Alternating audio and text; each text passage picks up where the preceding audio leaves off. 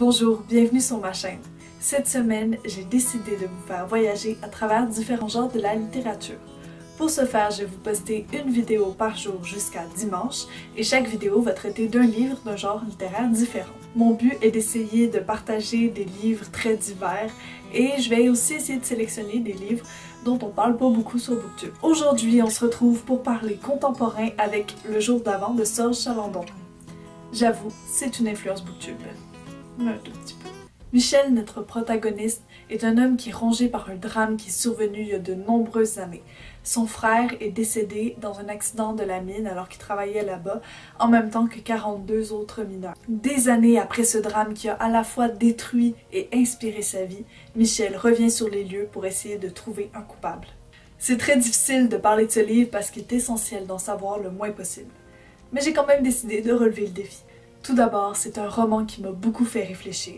L'auteur donne jamais de réponse toute faite et tout au long de la lecture, je tentais de comprendre quelles étaient les motivations profondes de Michel. Ce récit, c'est comme un casse-tête dont toutes les pièces sont éparpillées et il appartient au lecteur de les rassembler au fur et à mesure qu'on nous les donne. Et la question de la justice est bien évidemment capitale dans ce livre. Comment rendre justice?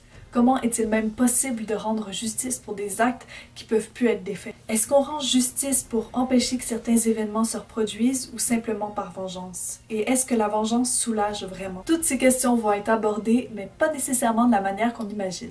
Le profond besoin de justice de Michel nous semble, en tant que lecteur assez détaché des événements, presque vain parce qu'au final ça va faire des années que c'est arrivé et on se dit jusqu'où est-ce qu'on peut gâcher sa vie pour rendre justice? Est-ce qu'il vaut pas mieux essayer d'oublier? Mais en même temps, quand il nous partage et nous fait revivre ces événements du passé, on se sent pris d'une colère immense à l'idée qu'un tel drame puisse rester impuni.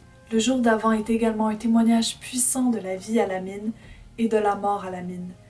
Autant pour les tués sous terre que pour ceux qui vont avoir la santé à jamais abîmée. Serge Chalandon traite avec sensibilité de la vie de ces hommes et aussi il y a un point de vue très moderne sur la question qui nous rappelle que c'est plutôt récent. Et bien entendu, je peux pas vous parler de ce roman sans vous partager cette écriture tellement puissante et unique.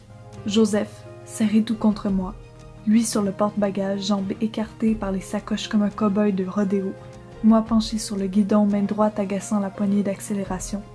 Il était bras en l'air, il chantait fort. Des chansons à lui, sans parole ni musique, des mots de travers que la bière lui soufflait. Les hurlements de notre moteur réveillaient la ville endormie. Mon frère a crié, c'est comme ça la vie. Jamais je n'avais été aussi fière. Tout ce que je viens de vous dire, c'est juste un bref aperçu de tout ce qu'il y a dans Le jour d'avant, étant donné que je peux pas vous en dire grand-chose. C'est un livre qui m'a emportée, émue et beaucoup surprise. Cette vidéo est terminée et je vous donne rendez-vous demain pour rencontrer des extraterrestres.